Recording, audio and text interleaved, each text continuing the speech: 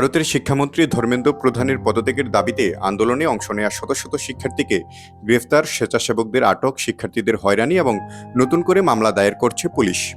বিহার ও পশ্চিমবঙ্গ সহ বিভিন্ন রাজ্যে এমন ঘটনা ঘটছে বলে দাবি করছে ককরোচ জনতা পার্টি সিজিপি।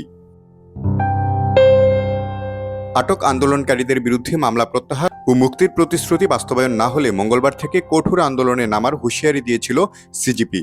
পরে সোমবার গভীর রাতে কেন্দ্রীয় সরকারের প্রতিনিধিদের সঙ্গে বৈঠকে বসে ককরোচ জনতা পার্টি। বৈঠকে বিক্ষোভকারীদের বিরুদ্ধে মামলা প্রত্যাহার ও ভবিষ্যতে তাদের বিরুদ্ধে ব্যবস্থা না নেয়ার আশ্বাসে মঙ্গলবার কর্মসূচি প্রত্যাহার করে সিজিপি। ভারতীয় সংবাদ মাধ্যম এনডিটিভি জানায়, শিক্ষামন্ত্রী ধর্মেন্দ্র প্রধানের পদত্যাগের পর সম্মানের খাতিরে দিল্লির যন্তর মন্তরে ৩৭ দিনের অবস্থান কর্মসূচি স্থগিত করেছিল সংগঠনটি।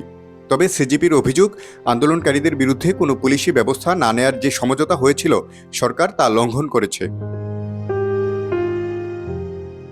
বৈঠকের আগে সংগঠনটির মুখপাত্র আশুতোষ রাঙ্কা এক্সে দেয়া এক পোস্টে লেখেন, বিক্ষোভকারীদের বিরুদ্ধে পুলিশি ব্যবস্থা না নেয়ার বিষয়ে হওয়া সমঝোতা পুরোপুরি লঙ্ঘন করা হচ্ছে।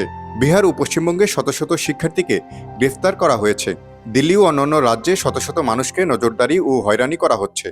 দিল্লিতে আন্দোলনের লজিস্টিক সহায়তায় যুক্ত স্বেচ্ছাসেবকদের আটকের ঘটনাও সামনে আসছে।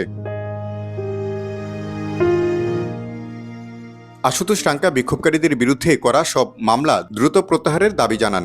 একই সঙ্গে তিনি সতর্ক করে বলেন, সমঝোতা বাস্তবায়ন না হলে তারা আবারও আন্দোলনে নামতে বাধ্য হবেন।